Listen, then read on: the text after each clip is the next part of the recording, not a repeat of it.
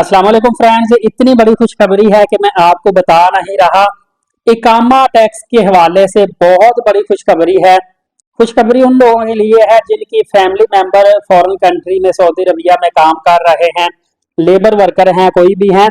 क्योंकि इकामा जो था ये फीस कई सालों से बढ़ चुकी थी। फी फैमिली बंदा पहले 100 रियाल थी महाना, फिर 200 रियाल, 300, 400 रियाल तक चली गई थी। फैमिली वालों को बड़ा मसला होता था, हजारों रियाल जो थे वो इकामा बनाने में भी सर्फ हो जाते थे। लेकिन सऊदी वजीर खजाना का बड़ा बयान आया है मोहम्मद अल जदान का।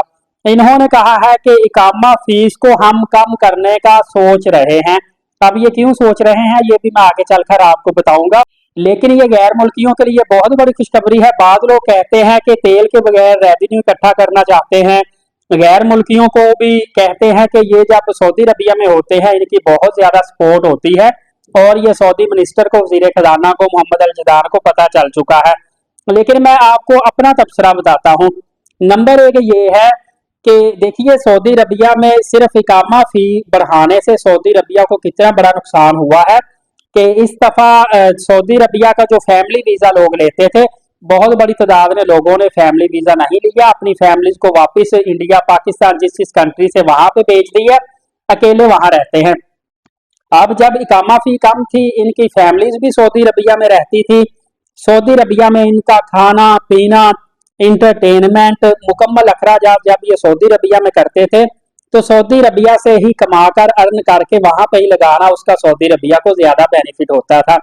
सिर्फ इकामा फी बढ़ाने की वजह से सऊदी अरबिया में ये जो इकामा होल्डर है, लेबर है, इन्होंने अपनी फैमिली को कहा कि अगर आप चाहते हैं कि हम कुछ ना कुछ कमाएं, कुछ ना कुछ अपने घर का बना सके, तो फिर आप काइंडली वापस अपने अपने मुल्कों में, पाकिस्तानी है पाकिस्तान में चले जाओ, इंडियन है इंडिया में चले जाओ।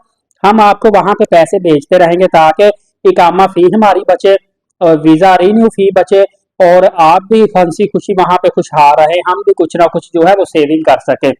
इसके अलावा सऊदी अरबिया ने देखा कि पिछले साल जो है फैमिली वीजा बहुत कम लोगों ने अप्लाई किया है, दूसरे वीजे बहुत ज्यादा अप्लाई हो रहे हैं। इसमें भी इनको पता चला कि जो इकामा फी बहुत ज्यादा बढ़ा दी गई है, इस वजह से लोगों ने फैमिली वीजा अप्लाई करना छोड़ दिया है।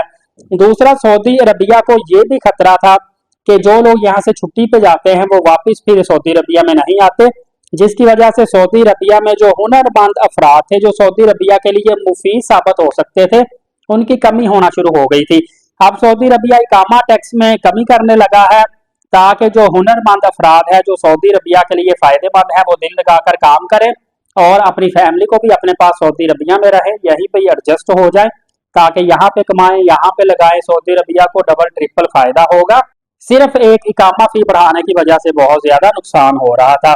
उम्मीद है इंशाल्लाह तमाम तर पाकिस्तानियों और इंडियन पे आसानियां पैदा होगी। मजीद अपडेट जानने के लिए एलीट साकिब यूट्यूब चैनल को सब्सक्राइब कर लीजिएगा, बेल नोटिफिकेशन को ऑल कर ले ताकि तमाम तर अपडेट्स आपको मिलती रहे। नमाज कायम करें, नबी पाक सल्लल्लाहु अलैहि वसल्लम पे कसरत से दुरूद पाक और कुरान पाक की तिलावत करते रहा करें। इजाजत है, बहुत शुक्रिया, अल्लाह हाफिज।